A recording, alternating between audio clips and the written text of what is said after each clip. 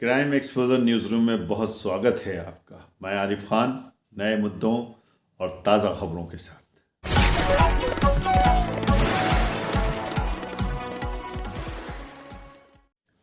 दोस्तों, ये जो मैं बताने जा रहा हूँ ये कोई खबर नहीं बल्कि इन्फॉर्मेशन है। कुछ चीज़ें ऐसी होती हैं कि लोग जानबूझ के जानने के बाद में भी उसमें गलतियाँ करते हैं, कोताहियाँ करते हैं, जिसके नतीजे बहुत बुरे निकलते हैं। सब लोग जानते हैं कि बंद कमरे में कोई अंगीठी जलाना या कोई गैस का हीटर जलाना नुकसानदेह होता है, लेकिन उसके बाद भी शायद कुछ लोग नहीं जानते हैं या जो जानबूझ के अनजान बनते हैं वो ये सब हरकतें करते हैं और नुकसान उठाते हैं। आपने अक्सर सुना होगा कि कमरों के अंदर जैसे ठंड से बचने के लिए, आजकल ठंड का मौसम चल रहा है, अपने आप को बचाने के लिए, अपने बच्चों को बचाने के लिए तो कोयले की अंगीठी जला दी। कोयले की अंगूठी वो उसका धुआं वो सब निकाल के जलाते हैं, लेकिन वो कोयला जलता रहता है। लेकिन उसमें से जो गैस निकलती है वो इतनी स्लो स्लो निकलती है कि पता ही नहीं चलता है। जब आदमी सोता है तो सोता ही रह जाता है। जब सुबह को उसके परिजन या कोई भी उसको उठाने के लिए जाता है तो पता चलता है कि अच्छा खासा आदमी जो रात को सोया था सुबह को डेड बॉडी में तब्दील हो गया।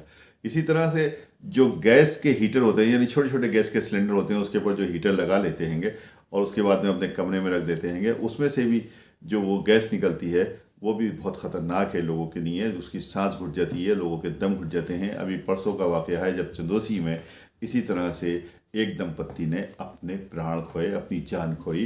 यानी उन्होंने ठंड से बचने के लिए रूम बंद करके वो गैस हीटर जलाया था। उनका छोटा बच्चा था, कहते थे कि उनका शायद आइडिया ये था कि बच्चे को ठंड लग जाएगी, इसलिए उससे बचाने के लिए उन्होंने उसको गैस हीटर को जलाया था।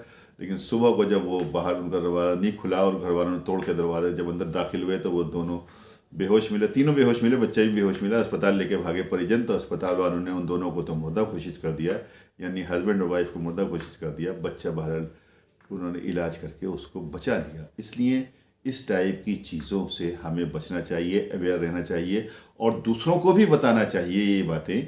इसलिए आपसे गुजारिश है कि इस खबर को आगे से आगे बढ़ाइए ताकि ज़्यादातर लोगों तक ये बातें पहुँचें और इससे वो जो है सुरक्षित रहें, अवेयरनेस उनके अंदर में जागे। क्योंकि ये तमाम चीज़ें ये होती हैं जब हम एक दूसरे से बात करते हैं तभी इसकी जानकारियाँ आती हैं।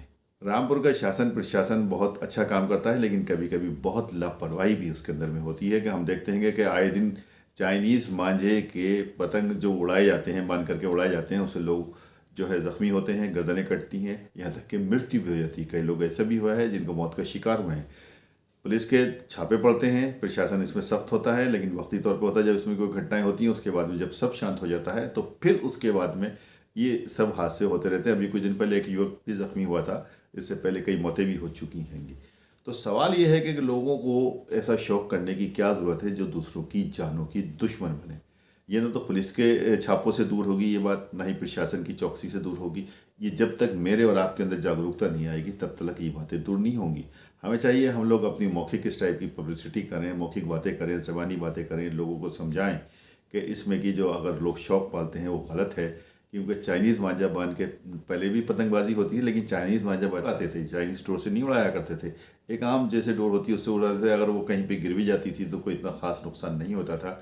लेकिन अब जिस तरह से नुकसान हो रहे हैं कि लोगों की जानें जा रही हैं, ये दोस्तों बड़ा चिंता का विषय है। और जो लोग ये लोग जानबूझ के ये हरकतें कर रहे हैं वो अमानवीय हरकतें कर रहे हैं, वो इंसानियत वाली हरकतें नहीं कर रहे हैं। क्योंकि अब सब लोग जानते हैं कि इस मांझे से कितने नुकसान होते हैं और क्या क्या हो सकता है। इसलिए इन चीज़ों को रोकने के लिए आदमी के अपने अंदर जागरूकता आना चाहिए और उसके लिए हम लोगों को भी चाहिए कि हम एक दूसरे के संपर्क में आएँ और लोगों को समझाएं।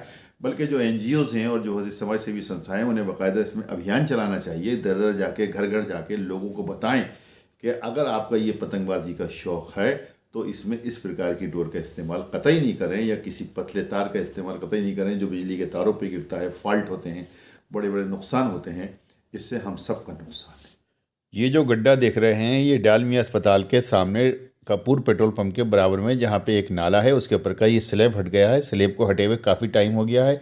कई लोग हादसों का शिकार हो चुके हैं। किसी की गाड़ी गिरी है, किसी का हाथ टूटा है, हड्डी टूटी है, किसी का कुछ हुआ है, लेकिन इसकी तरफ किसी की नज़र नहीं गई। आज जब DM साहब का वहाँ पर गुजर हुआ तो सतीश भाटिया और सब लोगों ने उनका ध्यान इस तरफ कराया। मेरा नाम सतीश भाटिया है जी। डालमिया नेत्र चिकित्सालय के सामने है। ये बिलासपुर और नैनीताल को जाने वाली रोड है और ये जो गड्ढा आप देख रहे हैं जिस पर नीचे नाला बह रहा और पूरा स्लैब नहीं है, इस स्लैब की वजह से आए दिन इतने लोग यहाँ पर अपनी गाड़ियों के साथ गिरते हैं और चोटिल होते हैं। ऐसा दिन नहीं जा रहा जब लोग यहाँ चोटिल ना हो रहे हो, क्योंकि ये पीछे से भी एक रास्ता आ रहा है ट्रक अड्डे की तरफ से भी, और कपूर साहब का पेट्रोल पंप साथ में है। लोग पेट्रोल भरवाने के लिए जाते हैं और जब नहीं देख पाते इस गड्ढे में उनकी गाड़ियाँ गिर जाती है, फिर आसपास के लोग उनसे उठाने के लिए आते हैं गाड़ियों को। क्या आज सीएम साहब इस क्रियाओं का उद्घाटन कर गए हैं, तब यहाँ के क्षेत्रवासियों ने हम सब ने मिलकर उन्हें ये गड्ढा भी दिखाया, तो उन्होंने तुरंत इसके लिए आदेश कर दिए संबंधित अधिकारियों को, इसको जो है तुरंत ठीक कराया जाए। दोस्तों ये गड्ढा तो अब ठीक हो जाएगा, लेकिन जब ठीक होगा जब डीएम साहब को इसको दिखाया गया और उन्होंने फ़ोन किया, और अगर ये उससे पहले देख लिया जाता, संबंधित अधिकारी संबंधित विभाग के लोग इसको देख लेते और ठीक करा देते, तो जो लोग ज़ख्मी हुए हैं, चोटिल हुए हैं, क्या वो उससे बच नहीं जाते। ठगों के उस्ताद कह सकते हैं, ठगों की दुनिया में जिनका नाम हमेशा अमर रहेगा, ठगों के इतिहास में जिनको याद किया जाएगा, ये वो नाम है नटवरलाल, जिसे हिंदुस्तान का बच्चा बच्चा जानता है। इन्होंने कहते हैं ताजमहल बेचा, रेलवे स्टेशन बेचा, लाल किला बेचा और न जाने क्या क्या बेच दिया, जो किसी से नहीं बिकता वो इन्होंने बेचा। इसलिए ठगी की दुनिया में इनका नाम मशहूर है। लेकिन एक जो ठग हैं आजकल के, जो मॉडर्न ठग जो उभर के आए हैं, जिनका नाम है सुकेश चंद्रशेखर, इन्होंने जो कारनामे अंजाम दिए हैं ये भी नटवरलाल से कम नहीं है। नटवरलाल से बल्कि ये बहुत आगे हैं। नटवरलाल ने तो खुले होकर यानी आज़ाद रहने के बाद में ठगी की थी, लेकिन इन्होंने जेल से ठगी की। ये जेल में बंद रहने के बाद में भी इन्होंने करोड़ों रुपए की ठगी की है, अरबों रुपए की ठगी है। इनका काम है, शौक़ है इनका महंगी गाड़ियाँ रखना, खूबसूरत लड़कियों से दोस्ती करना और उनके साथ में ऐशो इशरत करना, गुलछर्रे उड़ाना। इन्होंने जैकलिन फर्नांडीज जो खूबसूरत लड़की है, हीरोइन है, उनसे दोस्ती करी और अपना जो ठगी किया हुआ करोड़ों रुपया था जैकलिन फर्नांडीज के ऊपर लुटाया। जैकलिन फर्नांडीज को भी ऐसा मुर्गा चाहिए था जिसने इनको दोनों हाथों से लूटा। देखिए एक रिपोर्ट। सबसे बड़े नटवरलाल सुकेश चंद्रशेखर और जैकलिन फर्नांडीज के प्यार और इश्क के बारे में। ये सुकेश चंद्रशेखर आज की तारीख में तिहाड़ जेल में बंद है। आप यकीन करें, अगर आज रियल नटवरलाल साहब जिंदा होते तो वो इस नटवरलाल के कारनामे सुनकर शर्मा जाते। खैर वापस आते हैं जैकलिन पर। लेकिन और अब जैकलिन एक बहुत पावरफुल इंसान की दोस्त बन गई थी, तो जाहिर सी बात है जैकलिन को कुछ बड़ी फिल्में करने को मिल गई। इसके बाद जैकलिन ने सिद्धार्थ मल्होत्रा के साथ एक फिल्म की, जेंटलमैन। फिल्म बहुत बड़ी फ्लॉप रही, लेकिन खबरों के मुताबिक सिद्धार्थ और जैकलिन का अफेयर चालू हो गया था और इसी चक्कर में सिद्धार्थ और आलिया का ब्रेकअप हो गया था। तो यानी कि जैकलिन को अपनी सीढ़ी का नेक्स्ट डंडा मिल गया था। लेकिन अफसोस की बात यह है कि सिद्धार्थ खुद इतना बड़ा फ्लॉप था कि वो जैकलिन की किसी भी तरह हेल्प नहीं कर सकता था। अब आते हैं सुकेश और जैकलिन की दोस्ती पर। इन दोनों का अफेयर चल रहा था। सुकेश दुनिया को लूट रहा था और जैकलिन सुकेश को लूट रही थी। सुकेश ने तिहाड़ जेल में बैठे बैठे दिल्ली में एक लड़की को लूट लिया और उससे 200 करोड़ रुपए ठग लिए। आप अंदाजा लगाइए कि एक क्रिमिनल जेल के अंदर है और जेल के अंदर रहते रहते ही उसने पुलिस वालों की हेल्प से, जेल अधिकारियों की हेल्प से उस लड़की से 200 करोड़ रुपए उगाही कर लिए। अब आप ये जानना चाहेंगे कि भाई ठीक है, सुकेश तो ठग है, वो तो दुनिया को लूटते आ ही रहा है, लेकिन जैकलिन की पोल कैसे खुली? एक्चुअली सुकेश ने जो दिल्ली में ठगी की थी उसकी एफआईआर हो गई और ईडी ने उसकी जांच चालू कर दी।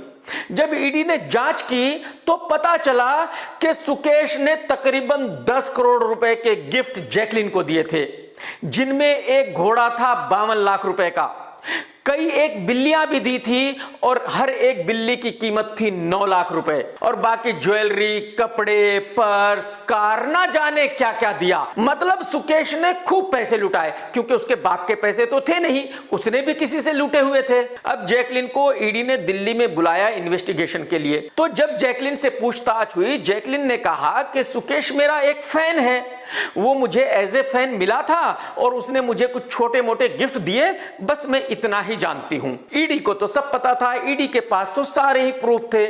ईडी ने पूछा कि आप सच बोल रही हो? जैकलिन ने बोला कि बिल्कुल मैं सच बोल रही हूं, बस इतना ही जानती हूं। जैकलिन मुंबई आ गई और जब ईडी ने देखा कि भाई ये तो सच बोलने को तैयार नहीं, तो मीडिया की खबरों के मुताबिक ईडी ने जैकलिन और सुकेश के कुछ फोटो लीक कर दिए। वो मीडिया में आ गए।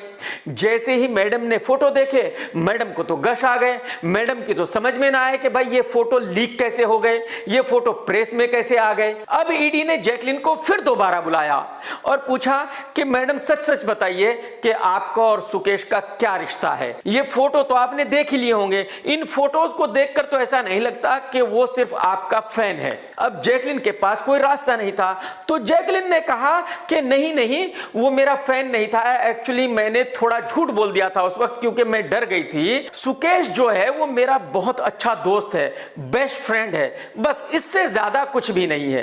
ईडी वालों ने कहा कि सच सच बता दो मैडम, इतना ही है कि कुछ आगे भी है। मैडम ने कहा कि इसके आगे कुछ नहीं, सिर्फ इतना ही है।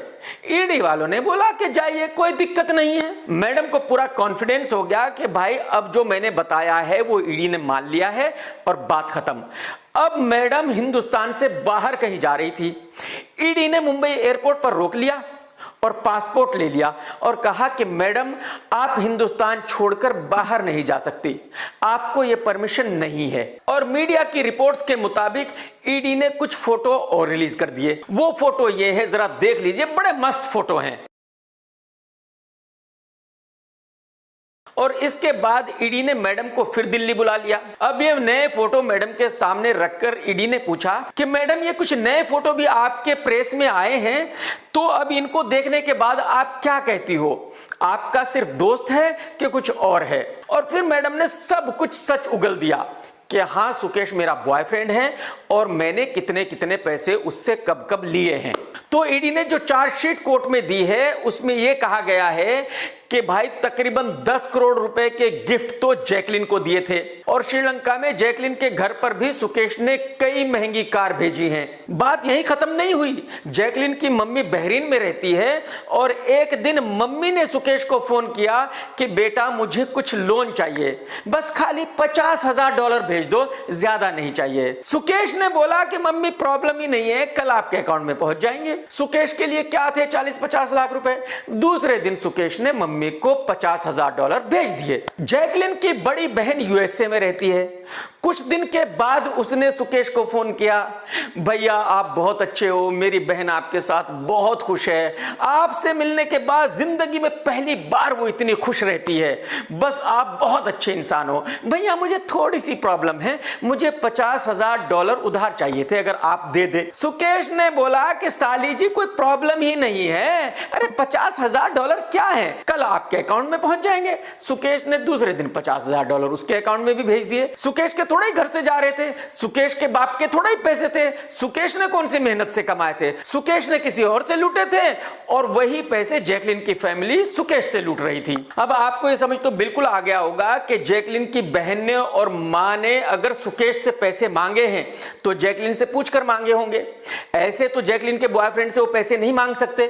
जाहिर सी बात है जैकलिन के साथ डिस्कशन हुआ होगा और जैकलिन ने कहा होगा कि आप इससे मांगो, ये देगा, ये एक नंबर का उल्लू का पट्टा है। तो यानी कि एक तरह से पूरी फैमिली मिलकर सुकेश को लूट रही थी। जैकलिन के 2 भाई ऑस्ट्रेलिया में रहते हैं। जब उनको पता चला कि भाई बहन का बॉयफ्रेंड कोई बहुत ही रिच आदमी है और ऐसे ही पैसे बांट रहा है, तो उन्होंने बहन से पूछा होगा कि हम भी मांग ले। बहन ने बोला कि फौरन मांग लो।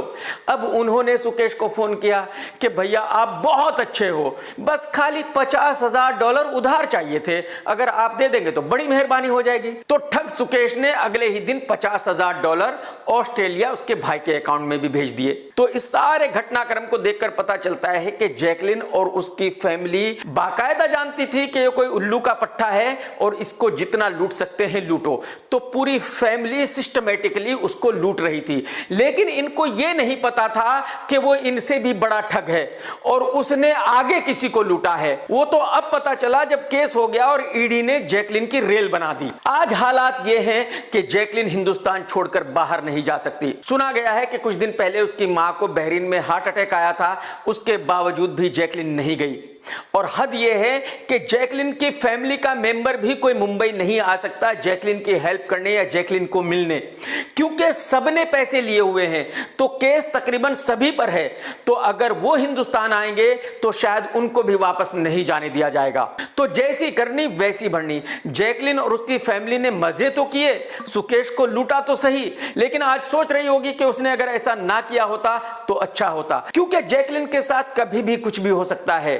ईडी कभी भी अरेस्ट कर सकती है। तो जाहिर सी बात है जैकलिन को रातों को नींद नहीं आती होगी, और इसी डर की वजह से अब कोई प्रोड्यूसर उसको अपनी फिल्म में भी नहीं लेगा। तो जैकलिन ने सुकेश के पैसों पर मजे तो किए, लेकिन एक तरह से अपने आप को बहुत बड़ी मुसीबत में डाल लिया, और एक तरह से जैकलिन का कैरियर। वीडियो अगर पसंद आई हो तो लाइक कीजिए, शेयर कीजिए और चैनल को ज़रूर सब्सक्राइब कीजिए ताकि डायरेक्ट नोटिफिकेशंस